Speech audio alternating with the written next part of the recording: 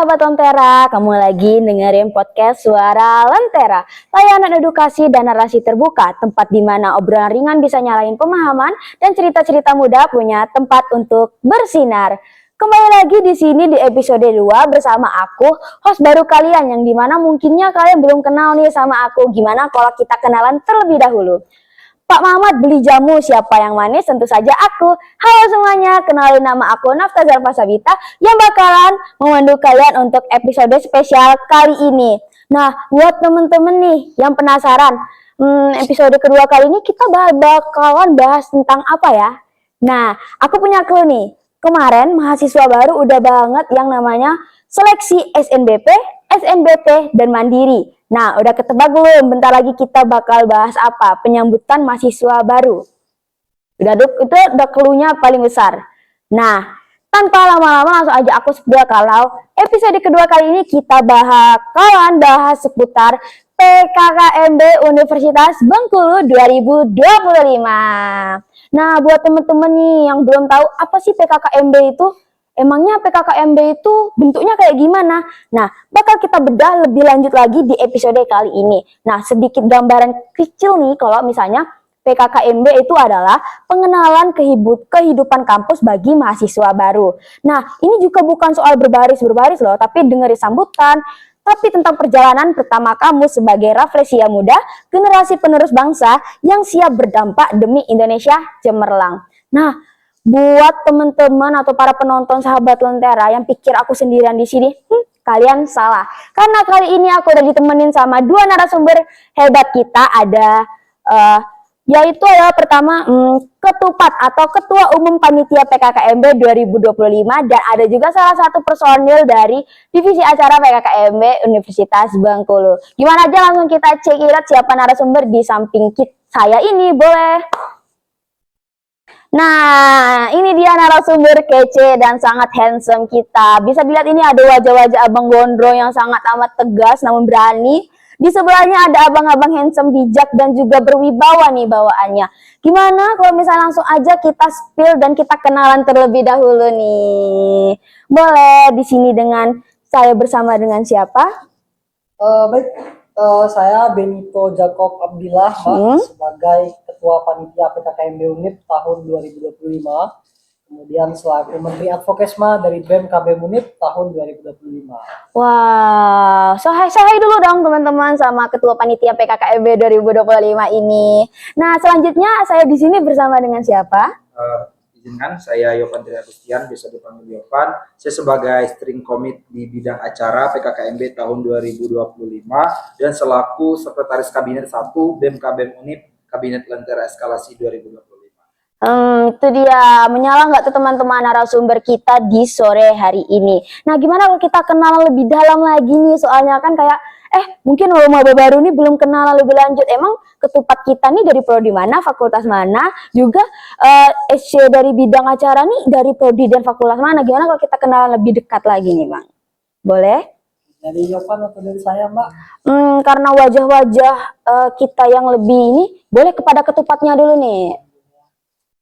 Oke, jadi bismillahirrahmanirrahim. Saya Benito Jacob Abdillah, rekan-rekan sekalian, adik-adik mahasiswa baru UNIP tahun 2025 dan seluruh penonton, sebagai Ketua Panitia PKKMB Unip tahun 2025 sekaligus Menteri Advokesma BEM KB Unip Kabinet Lentera Eskalasi. Secara latar belakang, saya sekarang berkuliah di Unip ini di semester 8 masuk ke 9, program studi Sistem Informasi dari Fakultas Teknik. Nah, itu kalau secara singkat seperti itu. Nah, jadi kalau misalnya nih ada mahasiswa baru teknik kenalan sama abang ini, boleh disapa aja nggak sih Bang langsung kalau ketemu di Fakultas Prodi? Kalau dari Abang Yopan gini gimana? Kalau saya sendiri dari Fakultas Ilmu Sosial dan Ilmu Politik FISIP, dari program studi Sosiologi. Sekarang angkatan 2022 itu semester 6 menuju 7. Nah, ini dia kalau misalnya Bang Ben ini dari FT, kalau Bang Yopan dari FISIP. Nah, boleh nih nanti misalnya FT atau FISIP calling-calling aja ya Abang Ganteng 2 di sebelah saya ini. Nah, itu dia tadi perkenalan singkat nih dari Bang Ben sama Bang Yopan. Nah, buat maba-maba baru stay tune dan siap-siap buat ngulik mengenai makna, tema, cerita seru di balik layar sampai pesan hangat dari para panitia langsung ke kalian semua, para refleksia muda. Nah, langsung aja nggak sih kita masuk ke pembahasan bedah mengenai PKKMB Universitas. Nah, PKK Universitas ini tentunya adalah ada panitiaannya nggak sih? Nah, gimana kalau dari Bang Ben selaku ketupat bisa nggak sih jelasin gimana struktur kepanitiaan PKKMB 2025? Oke, makasih ya Mbak Tata. Bicara tentang struktur kepanitiaan PKKMB tahun 2025 ya. Nah, jadi adik-adik sekalian dan seluruh penonton, yang mempersiapkan acara PKKMB Unif ini itu banyak elemennya. Nah, secara singkat itu dari kepanitiaan PKKMB Unif sendiri itu terdiri dari para anggota BEM KBM Unif, Kabinet Lentera Eskalasi itu. Nah, itu satu tuh. Jadi orang-orang BEM tuh yang jadi kepanitiaannya, orang BEM U. Nah, lalu di kepanitiaan kita kurang lebih beberapa minggu ke belakang sudah terbentuk panitia dengan saya sebagai ketua, Gifal wakil ketua, dan ada sekpan dan menpat. Lalu segmentasi kepanitiaannya itu kita bagi menjadi 5 bidang. Bidang acara, kemudian bidang sekretariatan, kemudian bidang keuangan, lalu bidang operasional dan bidang media. Nah, di dalam bidang itu nanti ada pecahannya lagi tuh. Di acara ada event, ada kreatif, ada pendanaan kelompok. Di operasional itu ternyata ada logistik, kesehatan, konsumsi. Nah, dia punya pecahannya masing-masing. Jadi secara singkat, total kepanitiaannya itu kurang lebih ada 260 orang tuh yang bakal jadi panitia PKKMB Unif tahun 2025. Jauh ini seperti itu kalau gambaran struktur kepanitiaan. Nah, selama terbentuknya kepanitiaan ini berarti udah beratus orang dong yang join? Sudah. Kalau misalnya nih Bang Ben sebagai ketupat, apa sih tanggung jawab utama Bang Ben selama persiapan dan pelaksanaan PKKMB? Gimana sih cara bagiin job desk dari orang yang beratus itu dan beberapa belasan divisi? Itu gimana sih caranya atau koordinasinya gitu? Baik, sebenarnya kalau kita bicara tentang bagaimana pembagiannya kan, nah, sebelum itu kan ketupat dulu. Memang ketua panitia ini bertanggung jawab akan keseluruhan acara yang berlangsung. Secara singkat, dia tuh dua ini, harus tahu semua hal, apa yang dilakukan dari bidang-bidang, apa yang dilakukan dari masing-masing CO dan staf anggota, harus tahu. Ketua panitia harus tahu. Lalu fungsi selanjutnya adalah persetujuan. Nah, jadi segala hal itu yang melibatkan pengambilan keputusan nantinya, penentuan kebijakan-kebijakan krusial, nah itu harus melalui persetujuan ketua panitia.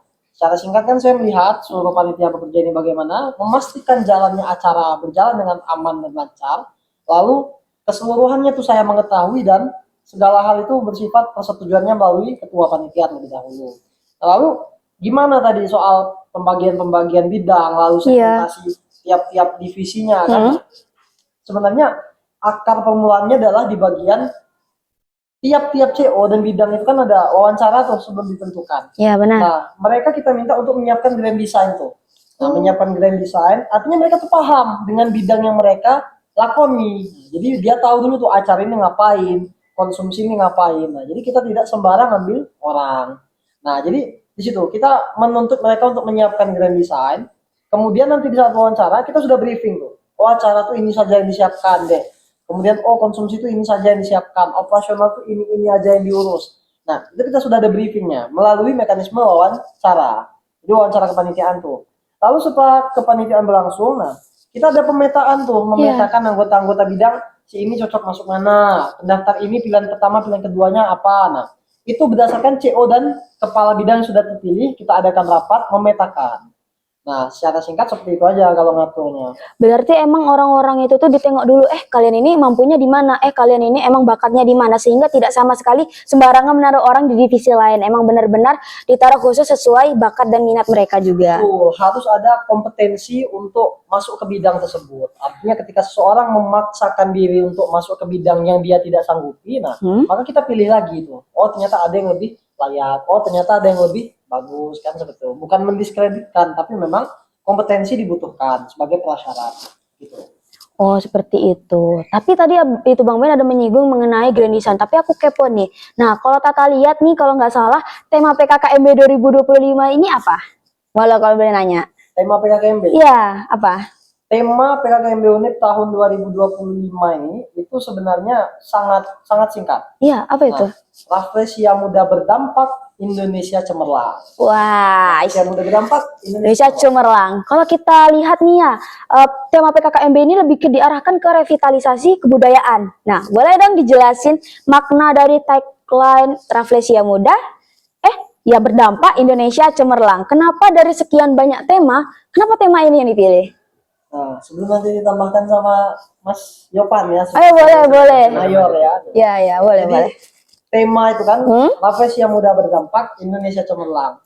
Nah, itu kita mengambilnya berdasarkan core value atau nilai inti yang kita angkat. Nilai inti yang kita angkat adalah berdampak dan berkelanjutan. Nah, artinya kita ingin nanti apapun yang dilaksanakan selama PKKMB, apapun yang dipaparkan selama PKKMB harus memiliki dampak. Dampaknya tidak boleh hanya ke diri sendiri, tapi harus ke lingkungan sekitar. Jadi ada dampak langsung kepada orang lain. Nah, kita ingin hal-hal begitu untuk dilaksanakan pada tahun ini. Lalu kenapa berkelanjutan sebagai core value-nya? Kita ingin dampak yang sudah dilaksanakan tadi, dampak yang sudah disebabkan tadi itu, jangan sampai berhenti di situ saja, tapi ada proses kelanjutannya tuh. Nah, makanya itu ketika proses yang continuous, kelanjutannya itu berjalan, nah itulah penyongsong Indonesia Cemerlang. Nah, jadi itu alasannya tuh. Kita mau kegiatan ini benar-benar ada dampaknya, dan setelah dampaknya itu dirasakan nanti, ada follow up, kontinuitasnya. Nah, itu kenapa alasan temanya diangkat. Nah, seperti itu. Ini kan POV dari Ketupat. Kalau POV langsung dari acaranya gimana, Bang? Dari acara ini saya tidak sendiri ya, saya ada berempat sebagai SC, dan kami pun terbagi oleh Ketupat dalam 5 bidang itu ada SC-nya masing-masing. Kalau di acara itu kami berempat. Jadi saya mewakili rekan-rekan dari acara. Kalau dari acara sendiri, mungkin ini sudah didiskusikan bersama Ketupat dan kepada inti lainnya. Kenapa kita mengambil core value berdampak dan berkelanjutan? Tadi cukup jelas, sangat-sangat jelas disampaikan oleh Ketupat bahwasanya kita PKKMB di tahun ini kita mengharapkan Rafflesia Muda itu tidak hanya berdampak untuk dirinya sendiri gitu kan. Mereka hanya dapat untuk dirinya sendiri, tapi bagaimana peran seorang generasi muda, khususnya kita di sini Rafflesia Muda, seorang mahasiswa baru hadir itu untuk memberikan kontribusi terhadap lingkungan sekitarnya dan berdampak agar apa yang dilakukan itu bermanfaat untuk orang banyak. Dan juga kita tidak fokus pada diri sendiri, dan tapi kita berfokus orang lain, karena kan kita hidup bukan hanya diri sendiri kan, kita makhluk sosial yang hidup berdampingan. Kemudian juga tentang keberlanjutan, bagaimana sih program yang dibuat, dikonsepkan di PKKMB ini nanti dapat berlanjut, bukan hanya sekedar hanya sebatas PKKMB selesai, tapi tidak, sebagai mahasiswa baru harus terus bertumbuh, berkembang, dan berkelanjutan bagaimana untuk bisa bermanfaat untuk orang banyak nantinya. Seperti itu, Mbak. Pantas aja nggak sih dari tim panitia itu menekankan banget pilihan kata berdampak dan juga cemerlang pada tema ini. Berarti emang ada pesan khusus kan untuk mahasiswa baru, apalagi timeline kita juga lebih menekankan bunga Rafflesia sebagai ciri khas atau identitas dari Provinsi Bengkulu. Nah, kita membahas mengenai tema dan ini konsepan acara tadi. Kalau boleh tahu, emangnya PKKMB tahun kemarin itu maskotnya itu diwakilkan dengan karakter apa kalau boleh tahu? Oke, berhubung juga ikut kepanitiaan tahun kemarin, tahun kemarin itu izin melanjutkan ya Pak? Silakan dulu. Kalau tahun kemarin itu kita mengangkat lutung, hewan lutung yang ada di Universitas Bengkulu yang bernama Aruna. Jadi diberi nama Aruna, kemudian itu menjadi hewan atau maskot kita di tahun kemarin. Karena memang ada beberapa kajian yang dilakukan bahwasanya ini berdasarkan latar belakang, mengingat di Universitas Bengkulu ini kan banyak hutan-hutan yang tempat si lutung itu berada kan. Tapi kan sekarang kita lihat di sekitar kita di unit ini sudah jarang kan ada lutung yang berkeliaran kan, lutung yang berkeliaran di hutan, dan mereka turun ke jalan ya karena memang habitatnya sudah terganggu kan. Jadi itu ruang hijau sudah tidak ada lagi dibangun semua. Nah, itu kalau latar belakang dari maskot tahun kemarin, Mbak. Nah, itu kan tahun kemarin nih. Nah, mungkin maba-maba baru mau penasaran dan sangat amat ingin disepil tentang maskot PKKMB tahun 2025. Adakah sudah ada maskotnya? Maskot sebenarnya sudah ada. Boleh dong langsung aja kita spill maskotnya ini dalam bentuk karakter apa kalau boleh tahu? Sebutkan. Silakan Pak Ketua. Oke, boleh Pak Ketupat. Jadi maskot ya, itu yang tahun lalu itu sangat luar biasa. Ada campaign tentang lingkungan di dalamnya lingkungan. Nah, kalau tahun ini kita itu mengambil salah satu hewan yang memang dominasinya cukup besar di Provinsi Bengkulu sebagai provinsi yang memiliki pesisir pantai cukup panjang. Nah, maka hewan ini menjadi hewan yang mendominasi di area sana tuh, yaitu kepiting. Kepiting ya. Dan lebih daripada itu, yang ingin kita ambil dari kepiting adalah nilai yang dia bawa. Apa nilai yang dibawa kepiting? Kepiting itu adalah makhluk yang adaptif dan juga memiliki resiliensi yang tinggi. Nah, kita ingin bahwasanya nanti maba ini memiliki kemampuan adaptif ini tadi dan juga resiliensi yang tinggi. Resiliensi itu daya tahan. Nah, kita ingin bagaimana maba ini, kalau bahasa orang dulu Iya, bahasa orang dulu. tidak manja, tidak lembek, kemudian mampu beradaptasi dengan dunia perkuliahan karena beda, tahan banting. Cangkangnya juga keras kan. Betul, cangkangnya juga keras. Nah, itu secara nilai-nilai yang diangkat dari kepiting kan. Karena perkuliahan ini tidak lebih mudah daripada SMA, malah justru lebih susah. Nah, artinya harus ada proses adaptasi. Kemudian ketika sudah beradaptasi, maka harus punya daya tahan yang tinggi, resiliensi yang bagus. Nah, itu kenapa kita mengambil kepiting. Nah, kalau tadi kan udah ngomongin masalah kepiting, sedangkan kita tahu kalau kepiting itu lebih ke daerah pesisir, sedangkan tagline tema kita itu ke Rafflesia yang ibaratnya itu kayak agak ke hutan-hutanan. Itu kalau boleh tahu apa sih hubungannya sama tema Rafflesia Muda Indonesia Cemerlang? Oke, melanjutkan hal tersebut. Iya benar. Nah, sebenarnya ya kalau dipikir secara geografis, Rafflesia letaknya di mana sih? Oh, di hutan. Iya. Oh, kepiting di mana? Di pantai. Nah, kalau secara itu mungkin agak jauh. Iya, agak jauh. Cuma yang kita ambil dari Rafflesia itu adalah tentang nilai-nilai identitas Provinsi Bengkulu dan nilai sejarah. Nah, yang dimaksud identitas adalah, saya tanya ke Mbak Tata. Iya, boleh. Orang lebih tahu Bengkulu ini bumi merah putih atau bumi Rafflesia? Sebenarnya sih kalau kita searching aja ya di Google atau di TikTok atau di mana-mana pasti Bengkulu, Rafflesia. Karena kenapa Rafflesia ini kan hanya di Provinsi Bengkulu kalau nggak salah juga. Jadi emang udah identiknya sama Rafflesia sih Bengkulu. Karena udah dari jauh-jauh sebelumnya kan dibrandingkan ya bumi Rafflesia itu ya Bengkulu. Betul banget tuh Kak Yovan. Nah, itu kan sudah menjawab satu tuh. Jadi orang ternyata lebih tahu Bengkulu ini sebagai bumi Rafflesia ketimbang bumi merah putih kan. Benar. Nah, jadi ada nilai identitas yang kuat melekat pada Provinsi Bengkulu dan kita tidak mau itu hilang, kita tidak mau itu luput. Kenapa? Nah, ini lanjut ke poin keduanya, nilai sejarah. Rafflesia memang ditemukan oleh orang Belanda, betul. Nah, tapi itu populer sebagai simbol dari provinsi kita dan itu sudah menjadi nilai-nilai historis yang diabadikan selama ini. Kita tidak mau identitas yang identik dengan kita itu hilang, kita tidak mau nilai sejarahnya hilang. Itulah kenapa Rafflesia itu harus tetap ada dan yang harus digaungkan adalah bumi Rafflesia, bukan merah putih. Oke, dengerin tuh guys, Rafflesia adalah identitas dari Bengkulu. Jadi ya kenapa ini meskipun kita tadi ngambil maskotnya jauh-jauh ke daerah pesisir, tapi tetap pakai tagline Rafflesia Muda Indonesia. Ya betul, Indonesia Cemerlang. Nah, tapi paling mahasiswa baru ini paling kepo banget sama gimana rangkaian acara dari PKKMB Universitas Bengkulu, karena dari mereka ini kayak, PKKMB itu gimana ya? Apakah seseru itu? Apakah bakal sewow itu untuk jadi first time experience di universitas kan? Gimana kalau kita langsung dengerin dari pendapatnya acara langsung nih? Gimana Bang Yovan? Oke, baik Mbak. Terkait dengan rangkaian acara, tentunya kami dari bidang acara sudah mempersiapkan bersama Pak Ketupat dan kepanitiaan yang lainnya. Saya mewakili rekan-rekan dari acara, kami telah mengonsepkan beberapa kegiatan yang nantinya pasti akan seru diikuti oleh mahasiswa baru. Dan kemudian kita mulai dari ini langsung pembahasan timeline ya Mbak, saya sampaikan. Oh ya boleh langsung aja. Acara kita nanti. Ya. Yang pertama kita akan ada validasi atau registrasi terlebih dahulu terkait dengan mahasiswa baru yang ada dan kita verifikasikan mahasiswa baru yang ada di Universitas Bengkulu tahun 2020 ini berapa dan akan mengikuti kegiatan PKKMB berapa. Dan kita akan ada yang namanya registrasi.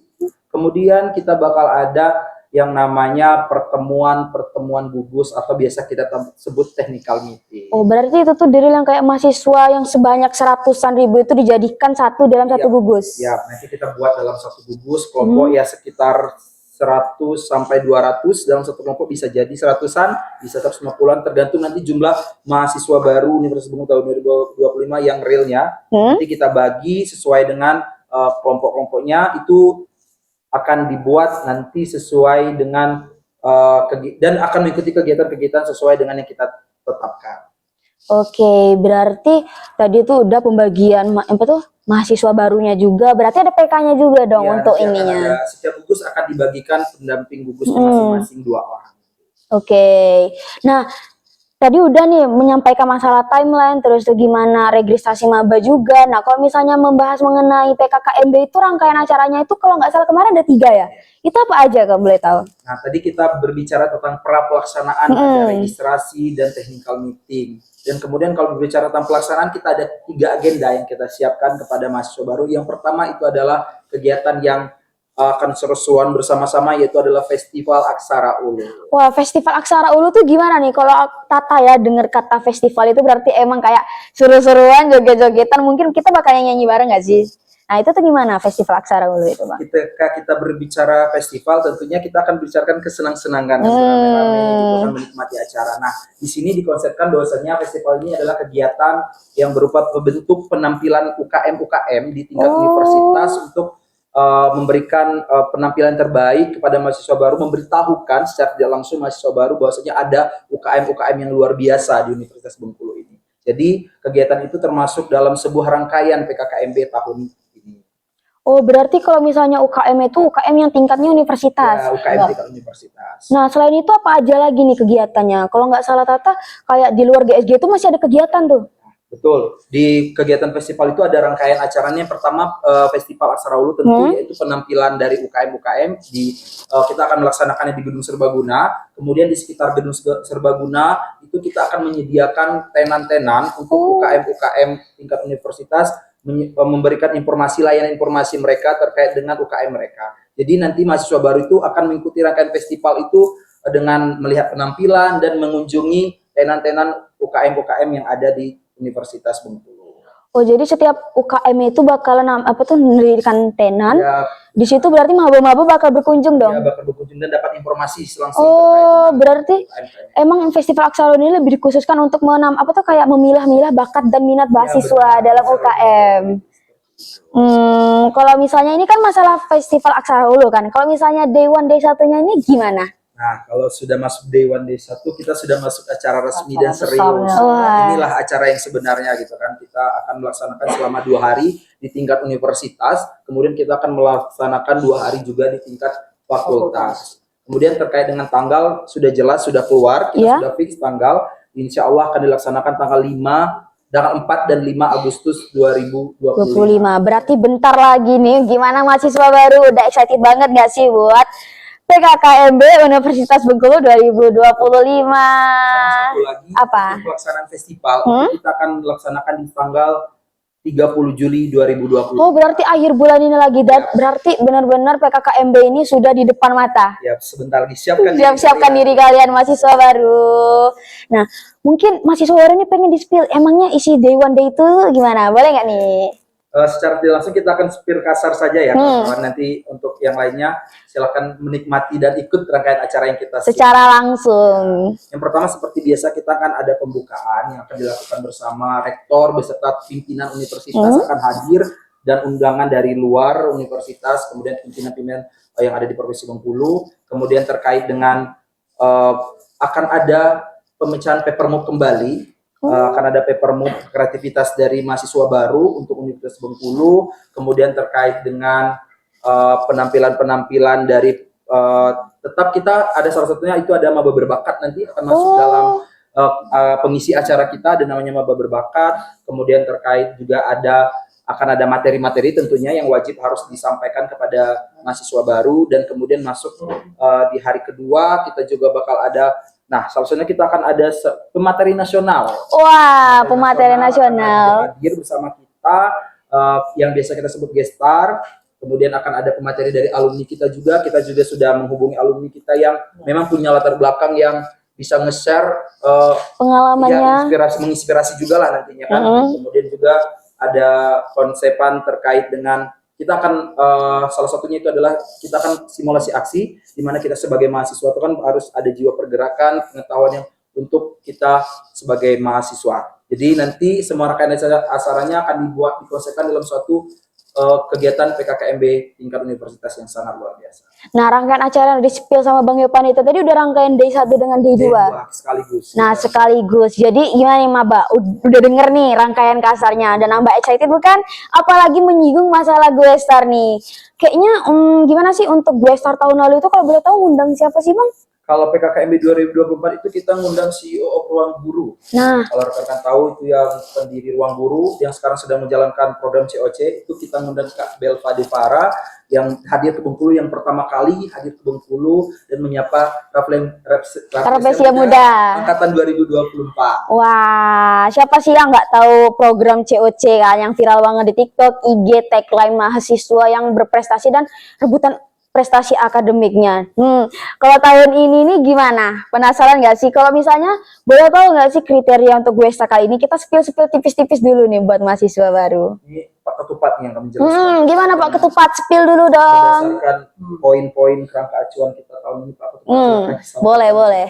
Itu materi nasional kita atau ya biar mahasiswa baru tuh kayak ada gambaran, oh kayaknya ini kayak gini. Ya biar semuanya jadi Dilan bisa meramalkan semua orang. Siap. boleh.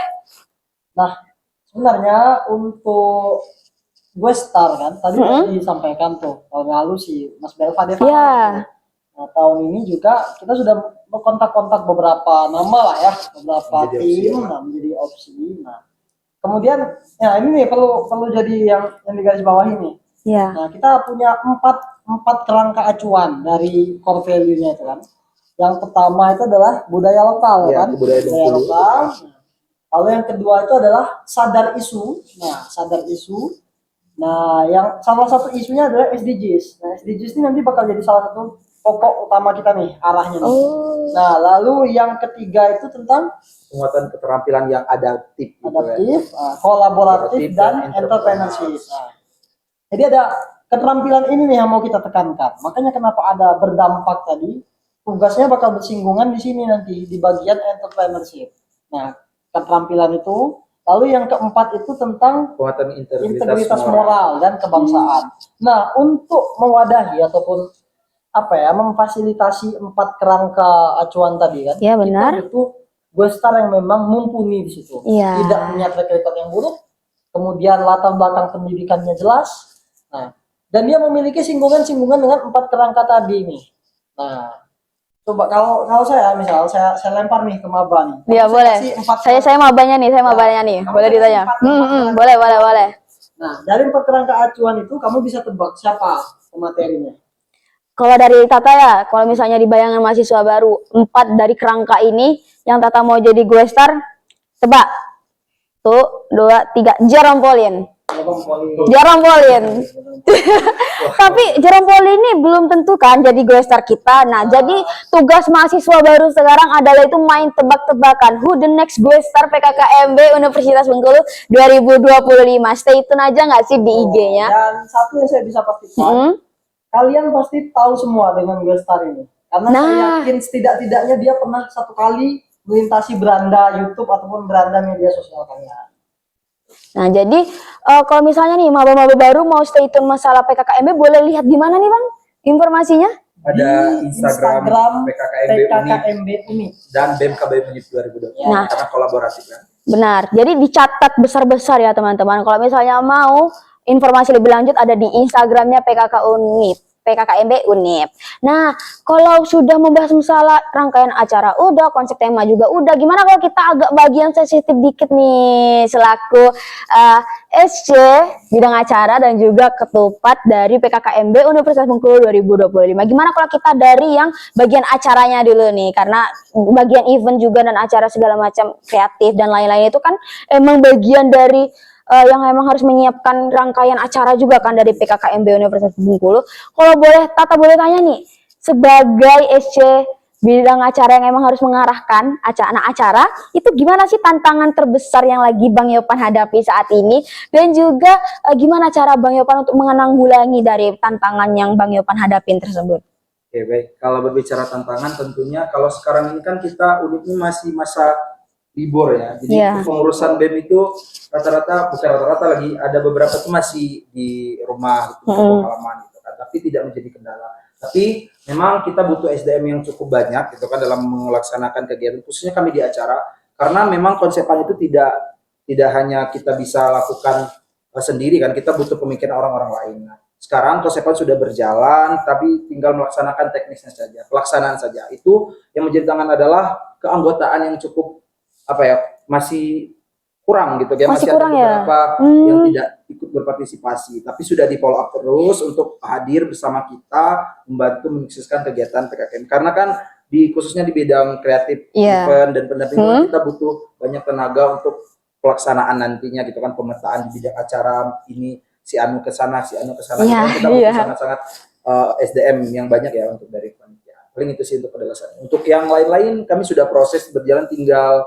menunggu waktu dan pelaksanaan saja, insya Allah. Dan sekarang lagi koordinasi terkait dengan yang untuk memastikan saja.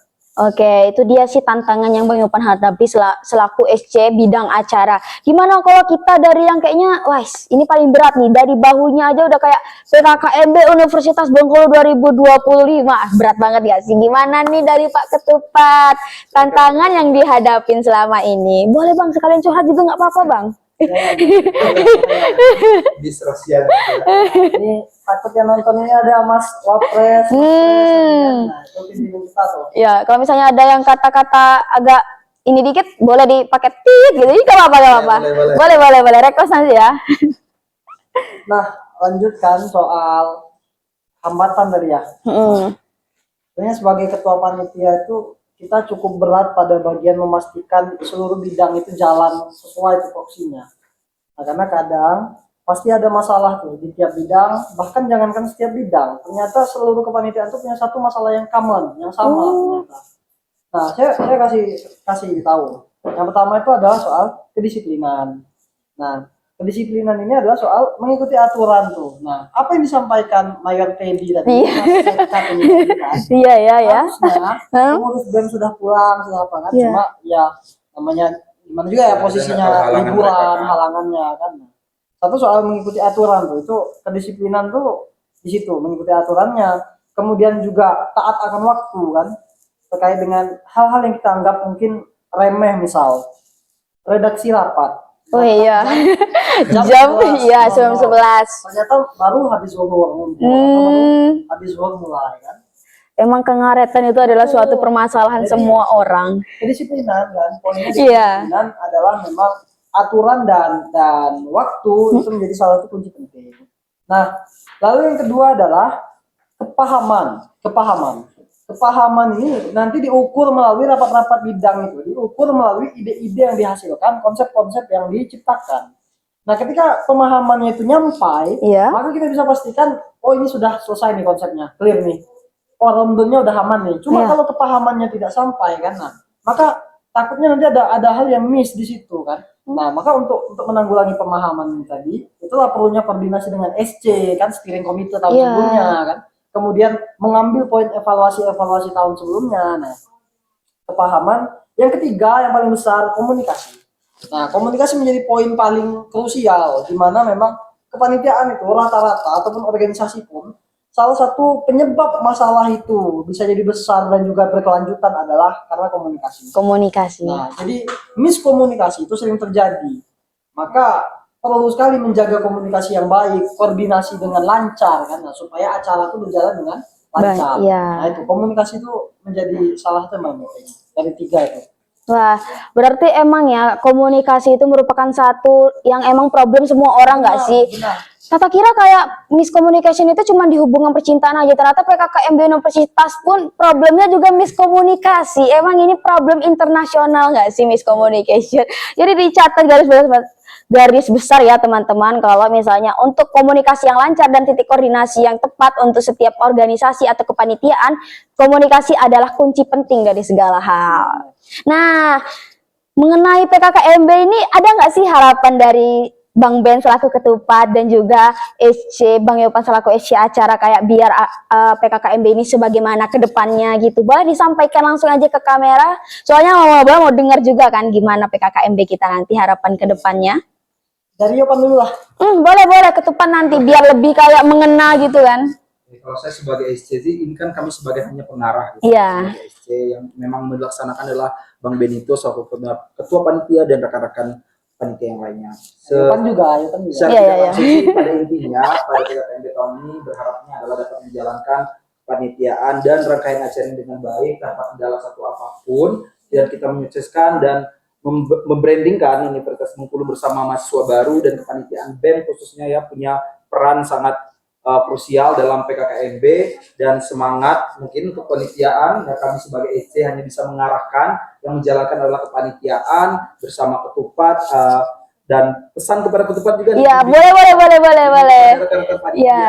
panitianya, dan kami juga sebagai SC akan merangkul semua kepanitiaan yang ada, tapi Pak Ketupat karena kita bertumpunya pada ketupat semua. Memang bahunya sangat berat. Bahunya sangat berat itu tuh, itu sudah Iya. pada ketupat.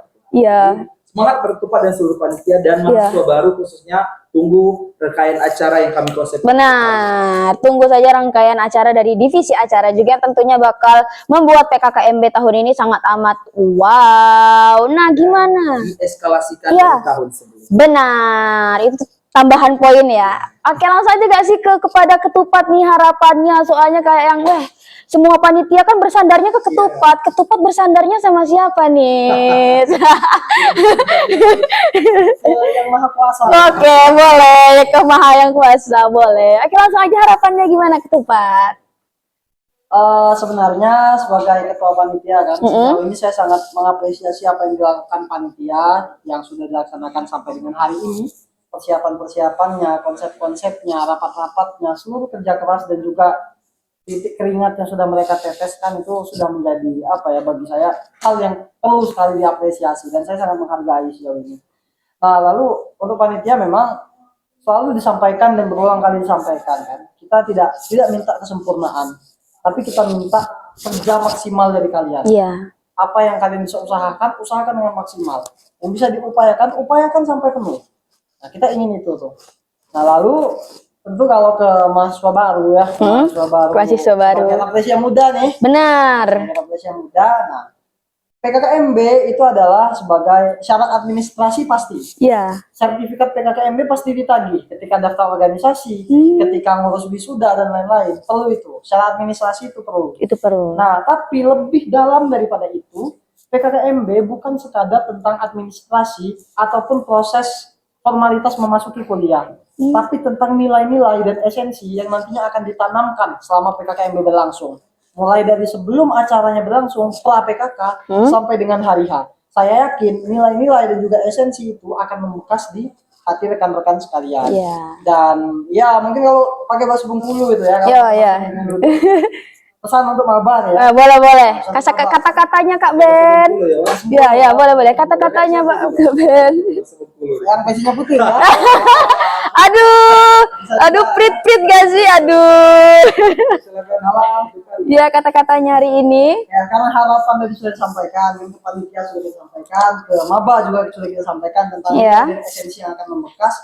Maka untuk segala maba UNIP 2025 Wakil yang muda tahun ini, jangan sampai tidak datang PKKMB UNIP tahun 2025. Rugi kamu kalau tidak ngikut. Saya tunggu di PKKMB UNIP Aksara UNIP 2025. Oke, itu dia kata-katanya hari ini Kak Ben. Dengar tuh mahasiswa baru, ditunggu Kak Ben di PKKMB Universitas Bengkulu 2025. Sebenarnya itu dia Kak sih pembahasan topik podcast kita di episode 2 kali ini.